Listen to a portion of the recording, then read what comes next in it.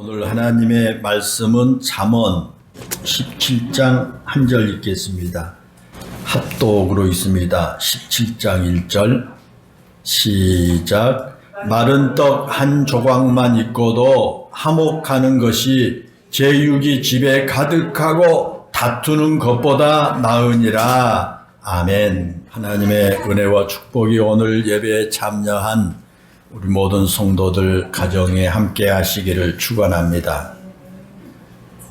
오늘은 우리 가정의 달 마지막 주일이죠. 여러분의 가정이 행복한 가정이 되기를 간절히 소망합니다. 하나님께서 우리에게 바라시는 가정은 어떤 가정이냐 하면 행복한 가정 되기를 원하십니다. 그런데 그 행복은 그냥 주어지는 것이 아니다는 사실입니다. 행복은 함께 만들어가는 것이고 하나님께서 우리의 삶 구석구석에 숨겨놓은 그 행복이라고 하는 보물을 우리가 찾아내야 합니다. 노력 없이는 행복해지지가 않습니다. 그래서 모든 우리 가정의 식구들이 이 행복을 위해서 함께 노력해야 됩니다. 이 행복해지려고 하는 노력을 하지 않고 행복해 다가오기만을 기다리는 사람에게는 행복을 결코 누릴 수가 없습니다. 오늘 우리가 이 짧은 한 절 말씀을 읽었는데 이 본문은 우리에게 참된 행복이 어디에 있고 어떻게 행복을 만들어 갈 수 있는지에 대해서 이제 가르쳐 주고 있는 말씀이 되겠습니다. 제가 다시 한번 읽어드리면 마른 떡 한 조각 있고도 화목하는 것이 제육이 집에 가득하고도 다투는 것보다 나으니라 그랬습니다. 여기서 말하는 제육은 뭐냐 하면 화목 제사를 드릴 때 제일 좋은 고기로 만드는 그런 반찬을 말합니다. 하나님께 제사를 드릴 때 쓰인 제물은 언제나 제일 좋은 것이어야만 합니다. 성경에서는 하나님께 제사를 쓰일 때 쓰인 제물은 흠없고 온전한 것이어야 한다고 했습니다. 흠이 있고 온전하지 못한 것은 제물로 사용할 수가 없습니다. 그만큼 가장 좋은 짐승을 제물로 잡아서 하나님께 드리는 겁니다. 그런데 그렇게 좋은 고기로 만든 최고급의 반찬을 놓고도 식사하면은 그런 가정이라고 할지라도 그것이 그 가정의 행복을 만들어 주지는 못한다 라는 그런 말씀이에요. 여기서 말하는 그 제육은 우리의 삶에 필요한 조건들을 상징하는 말이기도 합니다. 그래서 오늘 우리에게 맞춰서 말씀을 드린다면 오늘 이 시대를 살아가는 사람들은 행복이 어떤 조건에서 온다 그렇게 생각들을 많이 합니다. 그래서 건강해야 행복하다고 생각하기도 하고 건강하기 위해 얼마나 많은 노력을 하는 줄 모릅니다. 또 돈이 있어야 행복하다고 생각을 하고 결혼의 조건에서도 돈을 얼마나 가졌는지를 따집니다. 또 배우자를 선택할 때마저도 직장을 선택할 때도 수입이 얼마나 되느냐, 계속해서 돈을 벌 수 있느냐라는 것을 보게 됩니다. 물론 그런 조건이 우리의 삶에 어느 정도 행복은 가져다 줄 수가 있습니다. 그렇잖아요. 기왕이면 건강한 것이 좋고 기왕이면 돈에 여유가 있어서 좀 풍족하게 살면 좋지 않겠습니까?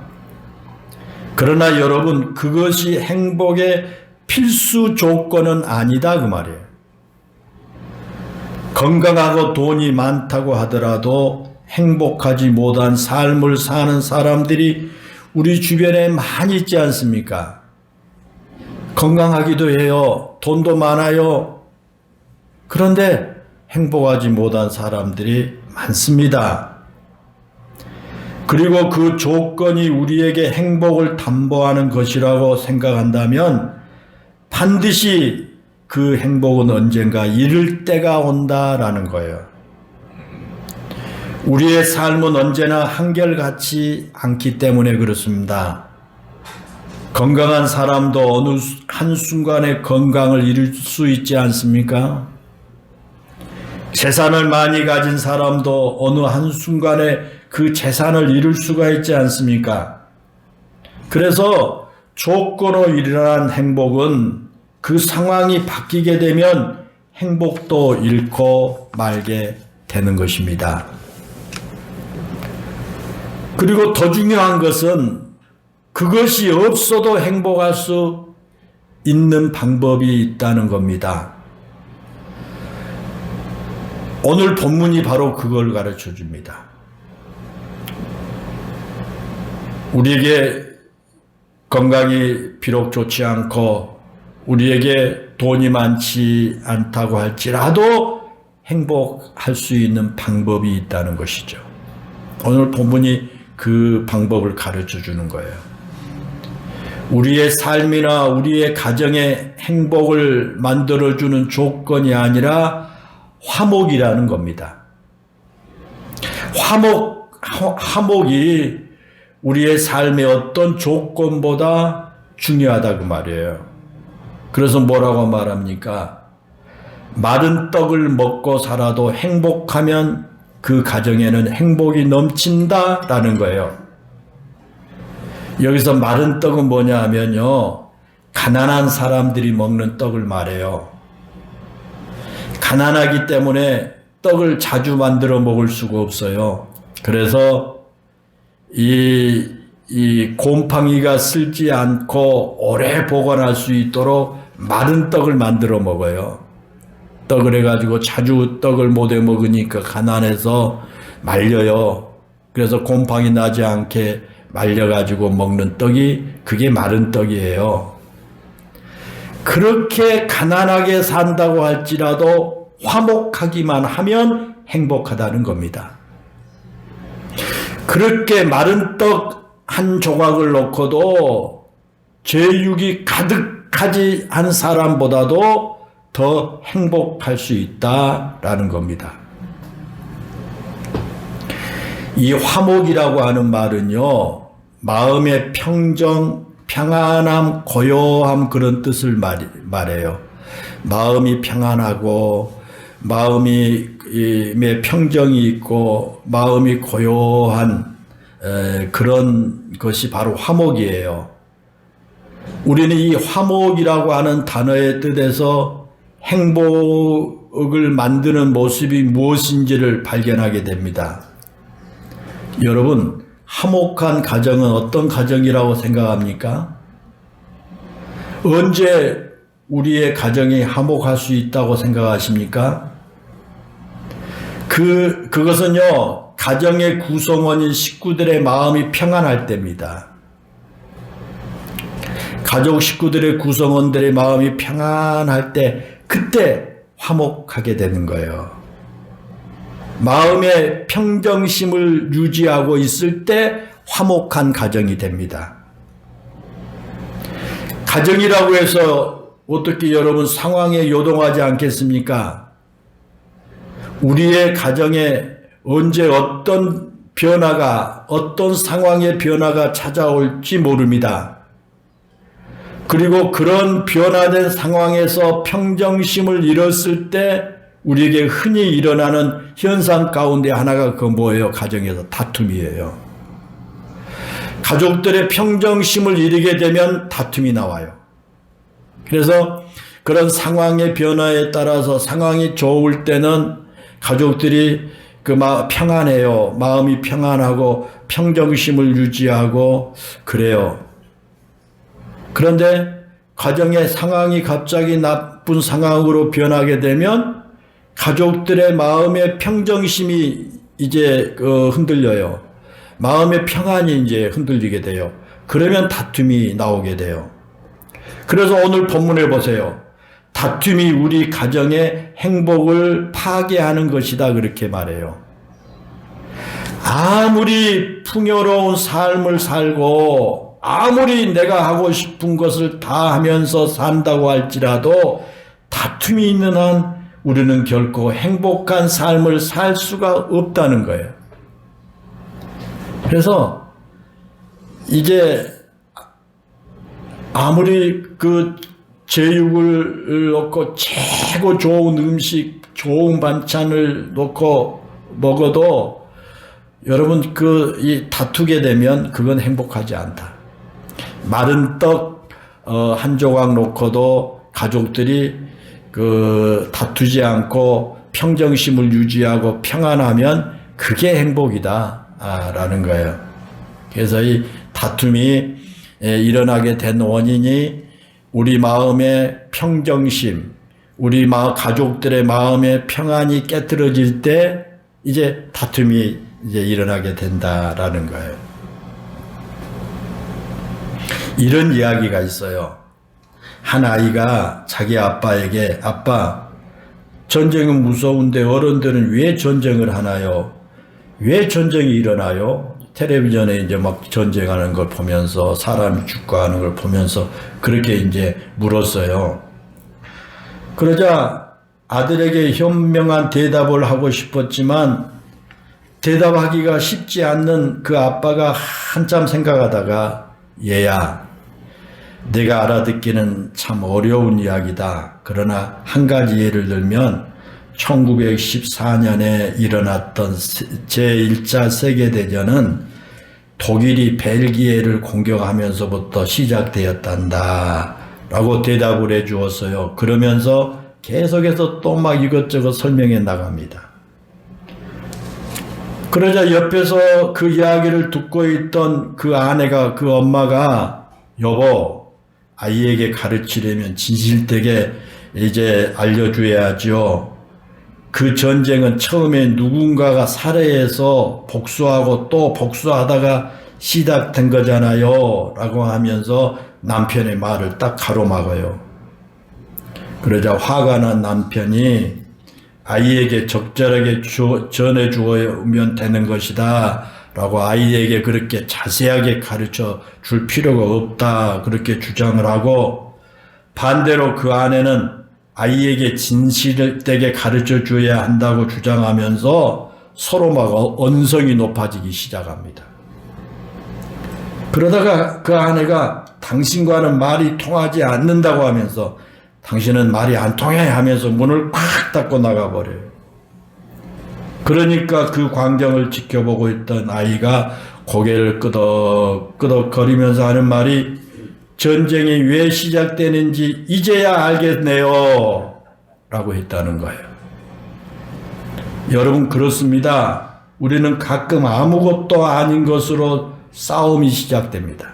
그렇잖아요? 여러분 다 가정에서 이제 다투고 그러잖아요. 그 싸움이 뭐 대단한 것 가지고 시작됩니까? 아무것도 아닌 것 가지고, 사소한 것 가지고 싸움이 시작됩니다. 정말 싸울 거리가 아닌 것을 가지고 화를 내고 서로 다투며 싸우게 됩니다. 아무것도 아닌 것 가지고 싸우게 되는 거죠. 지지난주에인가 우리 이 주의동산교회 목사님이 옥상에다가 이 상추를 많이 심어서 아주 좋다고 그러길래 지나가는 말로 상추를 그렇게 심고 했으면 첫 열매를 주의 종들한테 그것도 줘야죠 라고 했더니 그래 그럼 와 해가지고 상추를 참 따면서 목사님들 몇 명을 초청해가지고 옥상에다가 파티를 했어요. 고기는 우리가 사가고 반찬은 우리 김미숙 집사님 해오고 또 이 과일은 또 우리 신영희 집사님 해오고 썩이 신영희 집사 우리 교인들이 따요. 뭐 저기서는 주여동상교에서는 반만한 것 같아. 그래가지고 이제 우리가 싸움을 하면서 그 목사님이 은퇴를 하셔서 이제 거기 방에서 이제 사시는데 사모님이 이제 목사님의 물 일러 바쳐요, 우리한테. 아니, 저 영감탱이는 나이가 들어가지고 조용히나 가만히 있으면 소리만 꽥꽥 지르고 막 화를 낸대요. 화를 낸다고. 저래도요, 그 뭐가 잘했다고 소리만 꽥꽥 지르고 막 화내요. 막 그러니까 목사님이 명언을 하세요. 그럴 때마다 목사님이 그런데요. 나중에 끝나고 나서 화해하게 되면, 그러고 나서 자기가 생각하면 아무것도 아닌 거 가지고 그래서, 여보게 이 사람아, 내가 자네 아니면 누구한테 화내겠어? 누구한테 소리 지를 수 있어? 다냐 아니면 미안해. 그러면 끝난대요. 그러니까 아무것도 아닌 거 가지고 그렇게 나중에 싸우기 음으로 되게 되고 큰 소리가 난다는 거예요. 그렇습니다. 우리는 아무것도 아닌 것으로 싸움이 시작됩니다. 정말 싸울 거리가 아닌 것 같은데 화를 내고 다투며 싸우게 됩니다. 그리고 그 싸움의 대부분은 뭐냐? 평정심을 잃어버리기 때문에 했다. 마음의 평화, 마음의 평정심을 잃어버리기 때문에. 마음이 평안하고 평정심이 있으면 누가 뭐라고 이야기해도 다 소화가 되고 그게 여러분 이제 지나가게 됩니다. 그런데 마음의 평정심을 잃어버리게 되면 조그만 사소한 것 가지고도 다투게 된다고 말이에요. 우리는 평정심을 잃었을 때 정상적인 생활을 하지 못합니다. 그리고 모든 것을 자기 중심적으로 생각하게 돼요. 거기서부터 싸움이 시작됩니다. 평정심을 잃지 않았을 때는 마음이 너그러워요. 그런데 평정심을 잃을수록 자기 중심적인 생각으로 이제 생각을 하게 되죠. 그래서 싸움이 시작되게 됩니다. 그렇다면 여러분, 문제는 우리가 우리의 삶에 그런 변화가 일어났을 때 어떻게 평정심을 유지할 수 있을까라는 것이 중요합니다. 우리의 가정에서 우리 부부 사이에 어떤 환경이 좋지 않는 변화로 일어났을 때 어떻게 해야 내 마음에, 우리 가족들의 마음에 평정심을 잃지 않고 유지할 수 있을까? 어떻게 해야 되겠어요?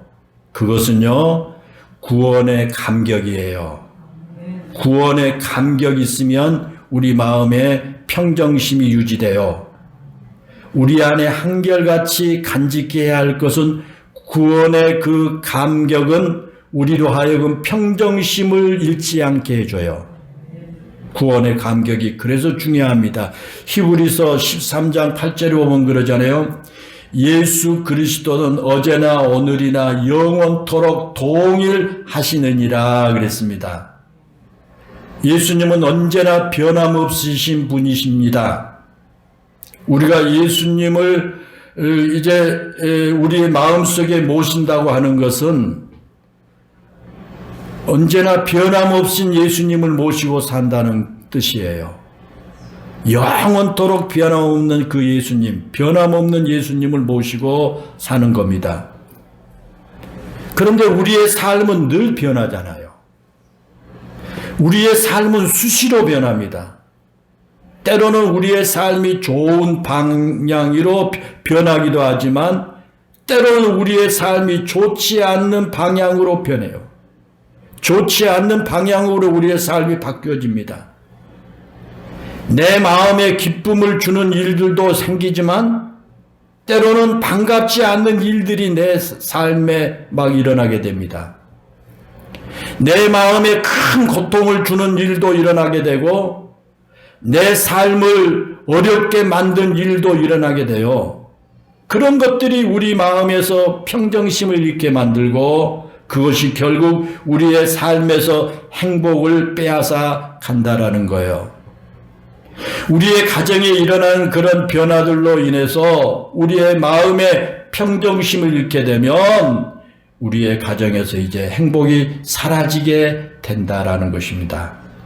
그런데 영원토록 동일하신 우리 예수님을 모시고 살면 나의 삶에 일어난 변화 가운데서도 우리는 중심을 잡고 살아갈 수가 있어요. 그러니까 여러분 신앙생활에 참 중요합니다. 그러니까 우리가 예수님 믿고 구원의 확신 가지고 살아가는 게 중요해요. 우리가 살아가다 보게 되면 가정생활하게 되면 여러 가지 나쁜 좋지 않는 우리가 원하지 않는 상황으로 늘 변화되고 할 때가 많습니다. 그럴 때마다 우리의 마음속에 평정심이 이제 잃게 되고 이제 우리 가정의 행복이 깨뜨려지게 되는데 예수 그리스도를 내 삶의 중심으로 모시면 그 예수 그리스도를 쉽게 말하면 믿고 구원의 확신을 가지고 살게 되면 내 중심이 흔들리지 않는 거예요. 다시 말하면 평정심이 흔들리지 않습니다. 그렇습니다. 더욱이 우리의 가슴에 예수님을 모신 구원의 감격과 하나님을 여전히 뜨겁게 사랑하는 구원의 감격이 있으면 우리의 삶에 일어나는 수많은 변화에도 평정심을 가질 수가 있다라는 것입니다. 그 어떤 상황에서도 흔들리지 않게 되는 겁니다. 사랑하는 여러분, 그렇습니다. 구원의 감격으로 사는 우리 성도들은 세상을 비관적으로 보지 않습니다. 구원의 감격을 안고 사는 우리 성도들은 다른 사람들을 비판적으로 보지 않습니다. 구원의 감격을 안고 사는 우리 성도들은 언행에 거짓되거나 헛된 것을 말하지 않고 살아갑니다.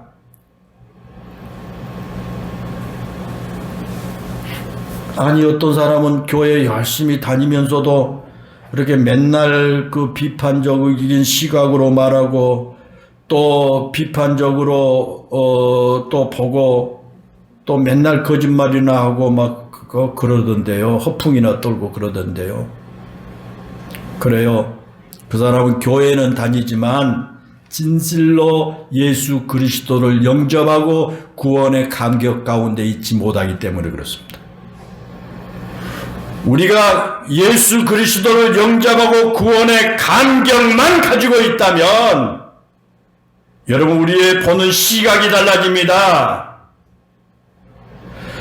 우리의 마음속에 그러한 이 평정심이 유지되게 되고 모든 것이 긍정적으로 생각하고 긍정적으로 바라보고 진실하게 살아갈 수가 있다라는 것입니다. 그런데 중요한 것은 그 구원의 감격은 뭐냐는 거예요. 구원의 감격이 뭐예요? 구원 많이 들었어요, 여러분. 구원이 뭐예요? 구원의 감격이 뭡니까? 무엇에 대한 감격이에요? 구원의 감격은요, 죄에서 용서받는 그런 감격이에요. 내 죄에서 용서받는 것, 그 감격이 구원의 감격이에요. 나 같은 죄인을 하나님께서 사랑하셔서 예수님의 십자가를 통해 내 죄를 용서해 주시고 우리를 하늘나라의 백성으로 삼아 주셨다는 것을 깨닫는 거예요. 그것이 구원의 감격입니다.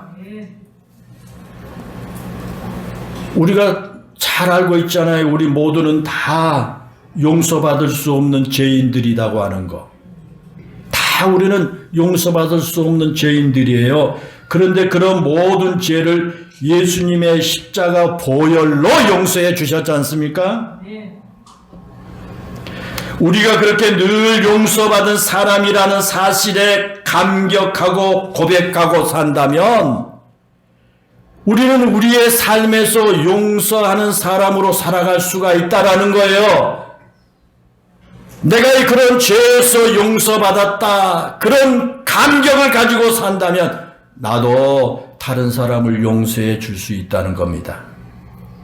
그러나 만약에 내 가족과 내 형제의 죄와 허물을 용서하지 못한 채 살아가고 있다면 그것은 우리 마음의 구원의 감격을 잃어버렸기 때문에 그렇습니다.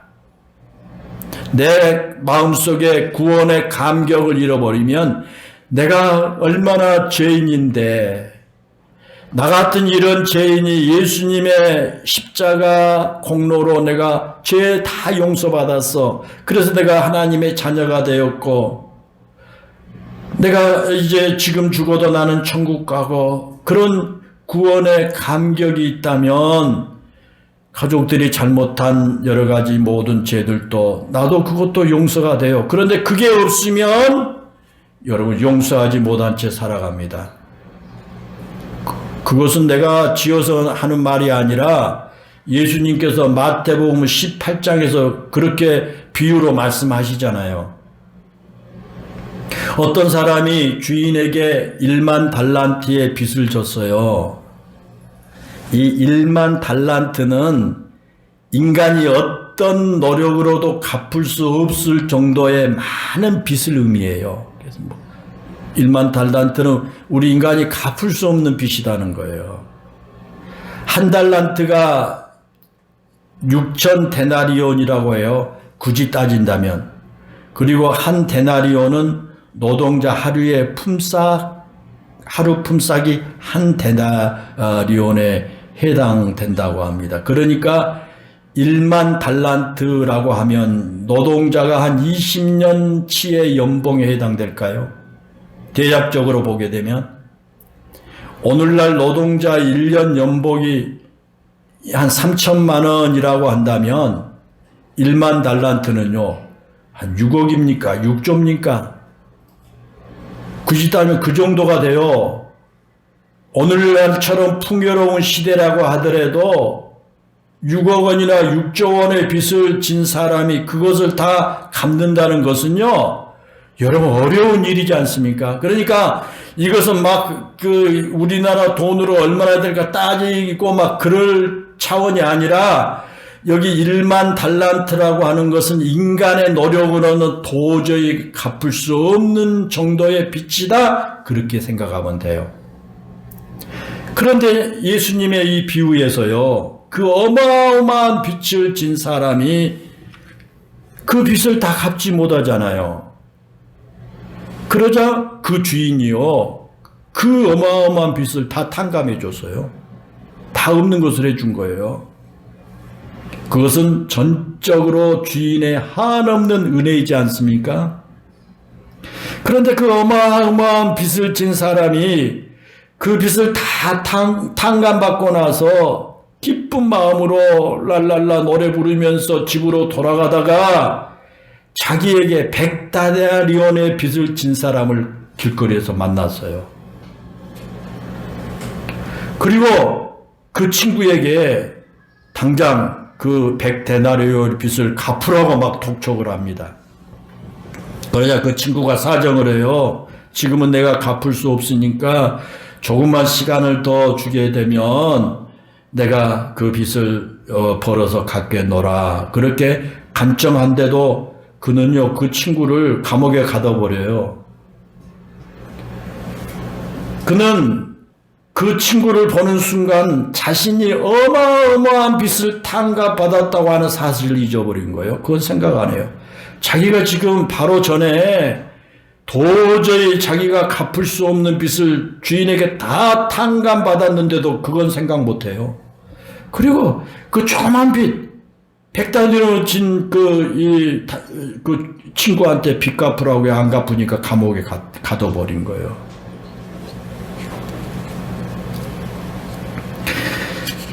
여러분, 그러자 나중에 그 사실을 알게 된 그 주인이 그를 불러다 놓고, 야, 나는 너를 그렇게 불쌍히 여겨서 그 빚을 다 탕감해 주었는데, 너는 내 친구를 불쌍히 여겨 탕감해 주는 것이 마땅한데도 왜 그렇게 불쌍히 여기지 않았느냐, 라고 책망을 해요. 그리고 그 주인이 얼마 전에 탕감해 준 거 그 1만 달란트 빚을 다시 갚으라고 해요. 다시 갚으라.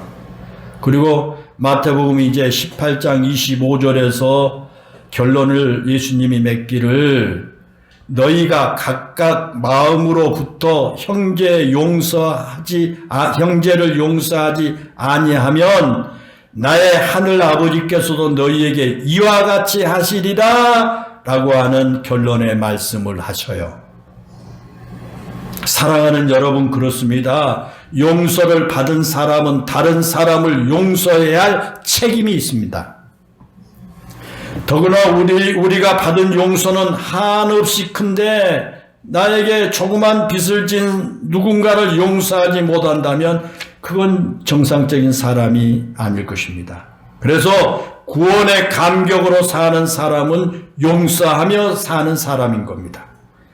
우리가 하나님으로부터 1만 달란트와 같은 내 죄를 다 용서받았음을 알기에 우리는 내 형제, 내 이웃의 허물을 용서하게 되는 것입니다. 가정은 용서하는 장소입니다. 가족은 어떤 허물이든지 덮어줄 수 있는 관계가 바로 가족입니다. 내가 인터넷을 검색하다 보니까 좋은 글이 있어서 여러분에게 소개하고 마무리를 지을까 합니다. 사랑을 실천하는 6가지 원칙이 있다고 하는 거예요.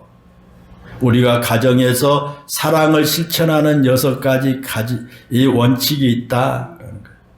첫째는 산울림의 원칙이다. 사랑의 실천은 산울림의 원칙이 있다는 거예요.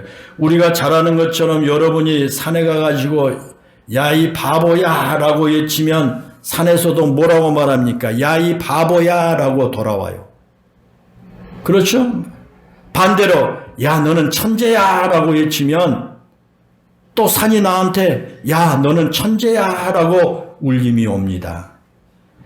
마찬가지로 내가 대접을 받고자 하는 대로 내가 먼저 남에게 그대로 대접해 주어야 한다는 거예요. 예를 들면 아내로부터 남편이 황제 대우를 받고 싶다면 내가 먼저 아내를 황후처럼 대접해 주면 된다는 거예요. 또 내가 남편으로부터 황후 대접을 받고 싶다면 내가 먼저 황제처럼 남편을 대해주면 된다는 거예요. 그런데 어리석게도 우리는 다른 사람을 종처럼 내가 부려야만 내가 황제가 된다고 생각해요. 내가 상대방을 부려야만, 상대방이 내 말에 따라주어야만 내가 좀 황제가 되는 그렇게 생각을 합니다. 그러나 결코 여러분 그렇지 않습니다. 내가 해준 것만큼 나에게 돌아온 거예요. 그게 산울림의 원칙이에요. 그렇습니다. 가족들이 서로 존중해주고 서로 덮어주어야 행복한 가정이 될 수 있다는 겁니다. 두 번째, 그 사람은 실과 바늘의 법칙을 말해서요. 실과 바늘. 여기 부부라고 하는 것은 실과 바늘의 관계로 비유하지 않습니까? 부부는 실 가는데 바늘 가고 그러는 실과 바늘. 그것은 늘 같이 다녀야 한다는 뜻만이 아닙니다. 그 역할을 바꾸어서는 안 된다, 그런 뜻이기도 해요. 바늘과 실의 역할을 바꿔서는 안 된다. 보세요. 바늘질을 할 때 바늘이 너무 빨리 움직이면 실이 끊기거나 실이 엉키고 말잖아요. 또 바늘이 시원찮다고 실이 바늘의 역할을 대신할 수가 없고요. 실로 꿰매 놓아야 할 곳에 바늘을 꽂아놔도 안 되잖아요. 여러분 마찬가지입니다. 남편이 하는 일이 시원찮다고요. 아내가 대신해버리거나 아내의 역할을 남편이 다 해버려서도 안 된다는 거죠. 남편과 아내는 서로 조화를 이루어야 한다는 겁니다. 서로의 역할과 서로의 모습을 인정해 주어야 한다는 겁니다. 그래야 행복한 가정을 만들 수가 있다. 그렇게 말하고 있습니다. 세 번째는 수용의 법칙이 있다는 거예요. 행복한 이 사랑의 실천을 하기 위해서는 수용의 법칙이 있다. 여러분, 땅에서 우리가 아무리 이 달리기를 잘한 사람이라고 할지라도 수영을 배우지 않으면 물속에서 수영을 잘 못하잖아요. 우리가 땅에서는 아무리 달리기 선수다고 할지라도 수영 못 배우게 되면 물속에 가서는 아무것도 못해요. 수영을 잘하기 위해서는 물속에 들어가서 수영하는 방법을 배워야 하지 않습니까? 사랑과 행복도 마찬가지라는 거예요. 아무리 결혼에 대한 정보를 많이 가지고 있고 아무리 부부 문제에 대해서 해박한 지식을 가지고 있다고 할지라도 결혼을 통해서 사랑의 법칙을 깨닫지 못한다면 행복한 가정을 만들 수 없다는 거예요. 문제에 부딪히면서 사랑의 마음으로 서로 그 문제를 풀어가는 방법을 배워야 한다는 겁니다. 그래야 행복한 가정을 만들 수가 있다라는 것입니다. 네 번째는 타이어의 법칙이 있다고 합니다. 여러분, 우리가 차를 몰고 가다가 모래밭에 빠진 차가 모래밭에서 빠져나올 수 있는 방법이 여러분 뭐겠어요? 어떻게 해야 모래밭에 빠져있는 그 빠진 차를 모래밭에서 빠져나올 수가 있을까요? 그 방법은 여러 가지가 있겠지만 그것 중에 하나가 타이어의 바람을 좀 빼는 거답니다. 타이어의 바람을 빼는 거예요. 그러면 타이어가 평평해지고요. 타이어 표면이 넓어져서 모래밭에서 그 차가 빠져나올 수 있다는 겁니다. 부부도 마찬가지다는 거예요. 갈등의 모래밭에서 부부가 빠졌을 때 서로의 자존심과 고집이라고 하는 바람을 빼야 한다는 거예요. 그걸 빼야 된다는 거예요. 타이어 바람 빼듯이. 여러분, 대부분의 부부 문제는 자존심과 고집 때문에 생기는 거 아닙니까? 가장 가까운 사이인 부부인데도 자존심과 고집이 있어서 문제가 생기잖아요.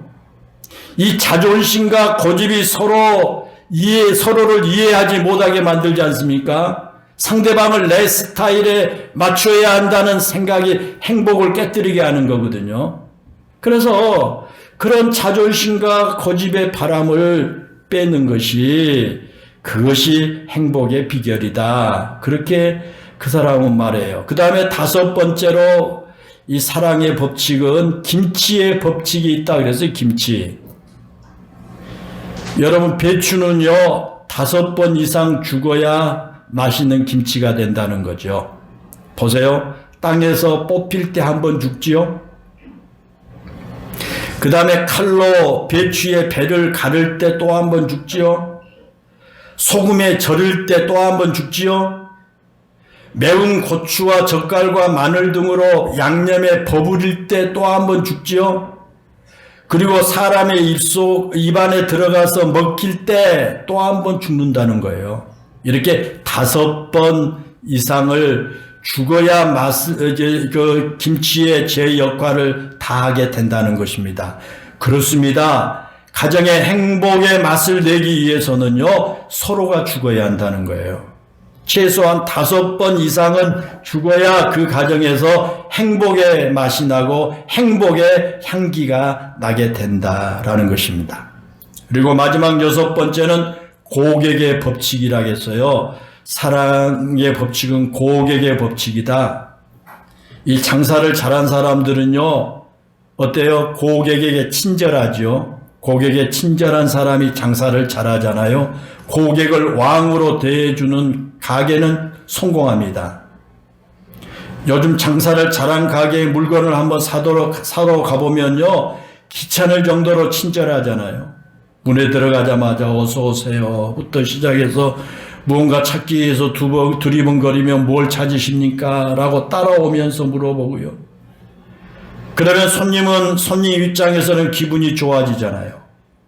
그런데 손님이 가게에 들어왔는데도 왔는지 가는지 아는 채도 하지 않으면요, 여러분 기분이 상해서 다시는 가기 싫어지잖아요. 그 가게.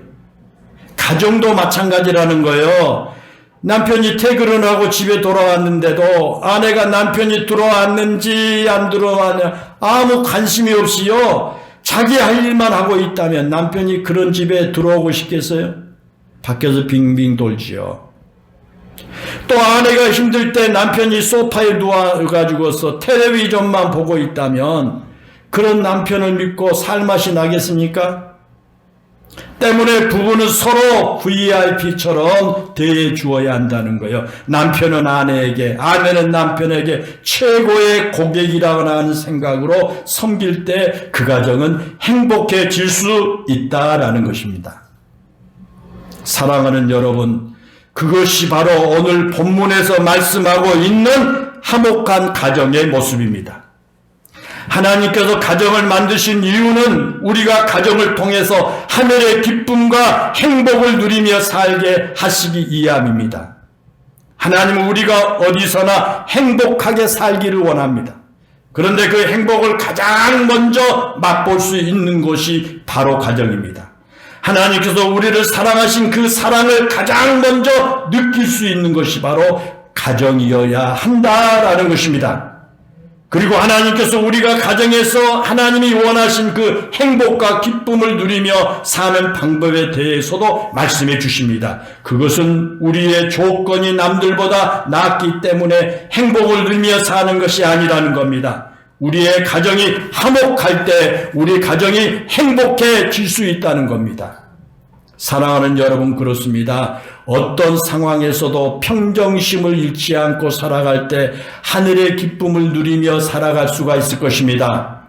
그 평정심은 우리의 의지나 감정으로 만들어진 것이 아닙니다. 우리 안에 예수님을 모시고 살아갈 때 평정심을 유지할 수가 있습니다. 그래서 우리가 예수님을 우리 주님으로 모시고 구원의 감격을 가지고 살아갈 때 어떤 상황에서도 우리는 가정의 행복을 누리며 살게 될 것입니다.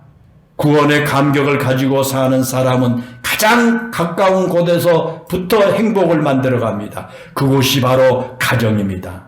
사랑하는 성도 여러분, 5월 가정의 달을 보내면서 여러분의 가정에서부터 용서하며 사시기를 바랍니다. 여러분의 가정에서부터 사랑을 실천하며 사시기를 바랍니다. 여러분의 가정에서부터 구원의 기쁨이 가득하게 만드시기를 바랍니다. 우리는 가까운 사람일수록 더 소중히 여겨야 합니다. 여러분의 가족부터 소중하게 여기심으로 행복한 가정을 만드시는 여러분 모두가 되시기를 주님의 이름으로 축원합니다. 기도합니다. 은혜롭고 감사하신 하나님, 우리 모두가 행복하게 살기를 하나님 원하신 줄로 믿습니다. 무엇보다 우리의 가장 가까운 이 가정에서 행복을 느끼며 살아가기를 원한 줄로 믿습니다. 그래서 우리들에게 이 가정의 달을 제정해 주시고 가정의 소중함을 깨닫게 해 주신 줄로 믿습니다. 은혜로우신 아버지 하나님, 우리 영일교회 모든 성도들 가족들이 어떤 상황과 여건 속에서도, 어떤 환경 속에서도, 어떤 일이 닥쳤을지라도 온 식구들 마음에 평정심을 잃지 아니하고 평안하고 고요한 그런 우리 성도들 가정이 되어 참으로 행복한 가정 되게 해 주세요. 이것이 우리의 의지와 우리의 노력과 우리의 감정으로 되는 것이 아니라 우리가 예수 그리스도를 우리 마음속에 영접하고 구원의 확신을 가질 때 어떤 환경과 여건에서도 우리 마음의 평정심을 잃지 아니하고 행복해질 수 있다고 주님 말씀하셨습니다. 우리 영일교회 모든 성도들, 하나님, 우리의 진정으로 우리 각자가 마음의 문을 열고 나같이 추악한 죄인을 예수님의 십자가 보혈의 피값으로 나를 구원해 주셨고 내가 그 예수 그리스도를 믿음으로 엄청난 나의 이 모든 죄값을 다 대신 지불하고 내가 구원받았다고 하는 이 확신 가운데 우리 가족들의 사소한 모든 문제들을 용서하고 이해하고 사랑하고 그래서 모든 가정의 그러한 참 평안을 유지하며 행복한 가정들이 다 되게 해 주세요. 우리 사랑하는 성도들의 가정에 이런 모든 행복을 깨뜨리려고 하는 악하고 더러운 사탄의 세력들을 물리쳐 주시고 성령이 우리 가족들 모든 마음속에 참 평안을 누리며 행복한 삶으로 인도해 주세요. 우리 주 예수님의 이름으로 기도하옵나이다. 아멘.